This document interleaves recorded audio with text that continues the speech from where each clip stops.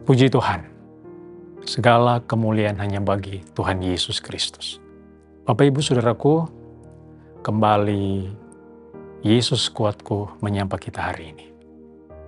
Apapun keadaan kita, percaya bahwa kita berjalan bersama dengan Yesus.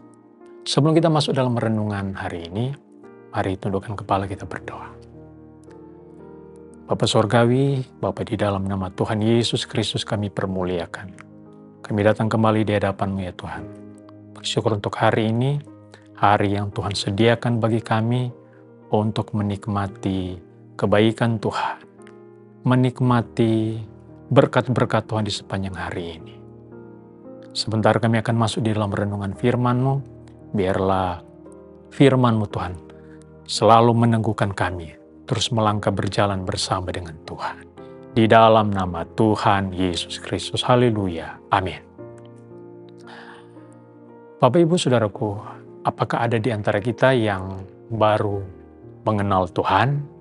Atau mungkin mengenal Tuhan, percaya kepada Tuhan 5 atau 10 tahun yang lalu? Intinya, ketika kita lahir, kita belum mengenal Tuhan. Dan hari ini, kita akan melihat apa perbedaan orang yang belum kenal Tuhan dan orang yang sudah kenal dan percaya kepada Tuhan Yesus Kristus. Renungan firman Tuhan hari ini mengambil tema anak Bapa. Dengan mengambil satu ayat pokok di dalam Galatia pasalnya yang keempat ayat yang keenam, berbunyi demikian. Dan karena kamu adalah anak, maka Allah telah menyuruh roh anaknya ke dalam hati kita yang berseru, Ya Aba, Ya Bapa. Sebelum kita mengenal Tuhan, kita menghambakan diri kepada roh-roh dunia yang bukan berasal dari Allah yang benar. Atau kita takluk kepada roh-roh di alam semesta ini, yang pada intinya kita disebut hamba dosa. Itulah kita dahulu. Kita yang dulunya belum kenal Kristus. Siapa Yesus itu? Yang adalah kebenaran. Kita belum tahu. Tetapi, begitu kita mengenal Kristus, percaya dan mengakui bahwa Yesus Kristus sebagai Tuhan dan Juru Selamat. Nah, kita digolongkan sebagai orang-orang yang disebut anak-anak ketebusan.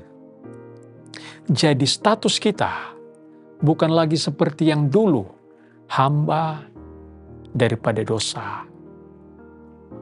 Orang-orang yang takluk kepada roh-roh dunia ini. Tetapi sekarang kita berubah status, disebut anak Bapa, anak-anak Allah. Sehingga ketika kita percaya kepada Yesus Kristus, menerima Dia sebagai Tuhan dan Juru Selamat, kita juga menerima roh dari Tuhan, dari Allah itu, yang kita kenal dengan Roh Kudus, yang membuat kita dapat berseru, Ya Bapa. Ini adalah keistimewaan sebagai anak-anak Tuhan yang melayakkan kita, yang memiliki hak dapat berseru kepada Tuhan kita, Bapa. Kalau di rumah, di dalam lingkungan keluarga kita, terdiri dari orang tua dan anak. Sebagai anak, kita menyebut orang tua kita, dapat memanggil orang tua kita ayah atau ibu. Itu adalah hak kita, karena kita itu adalah anaknya. Dan sebagai anak, ada lagi keistimewaan yang akan didapatkan, yaitu mendapatkan warisan daripada orang tua. Dan itu sudah menjadi sesuatu yang umum, bahwa anak-anak berhak mendapatkan warisan daripada orang tuanya.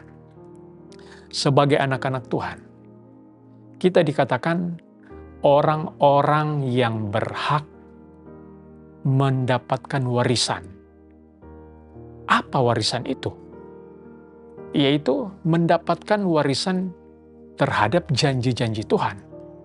Itu dijelaskan di dalam Roma pasal yang ke-8 ayat yang ke-17. Yaitu kita yang disebut anak, orang-orang yang menjadi ahli-ahli waris. Jadi, sebagai anak, kita ini disebut ahli-ahli waris. Orang-orang yang berhak mendapatkan janji itu.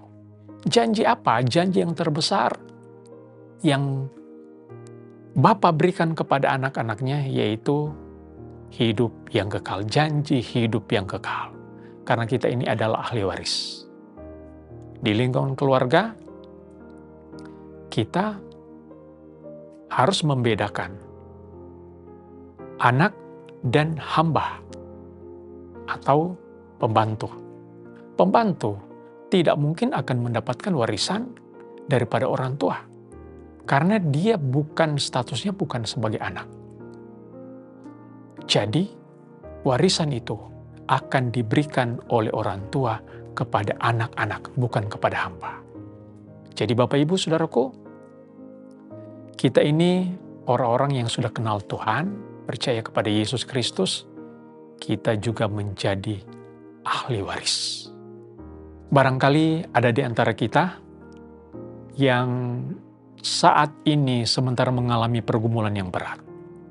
Barangkali ada di antara kita saat ini sementara menghadapi masalah yang begitu berat. Ya katakanlah intinya kita masih menderita. Kok sebagai anak kita masih menderita? Apa beda dengan dulu sebagai hamba? Hamba di dalam dunia ini yang disebut hamba dosa. Apa beda? Mungkin ada di antara kita katakan, saya dulunya belum kenal Tuhan, saya senang, saya diberkati, saya sehat.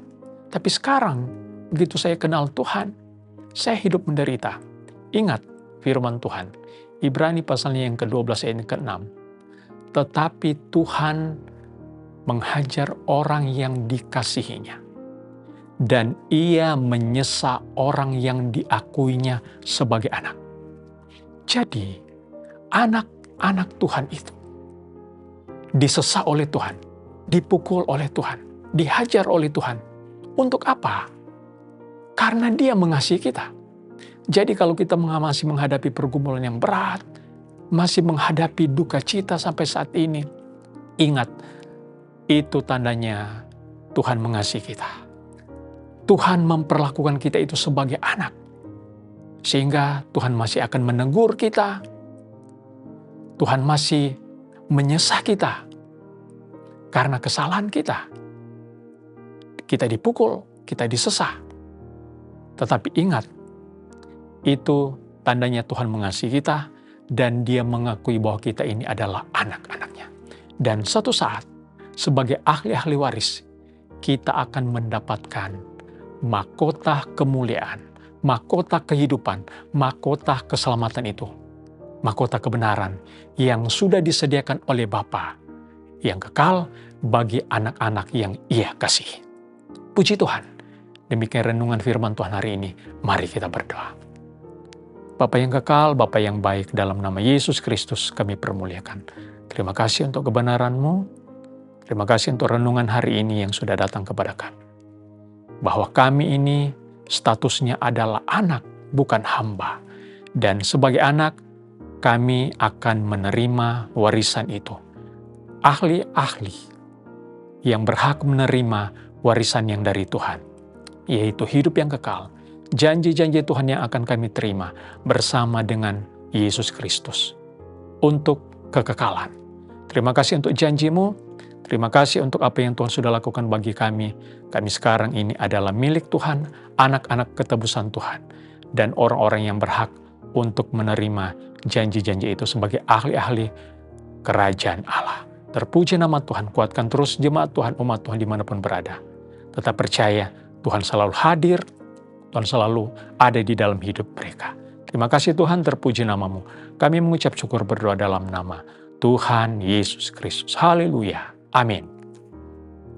Bersama Yesus aku kuat.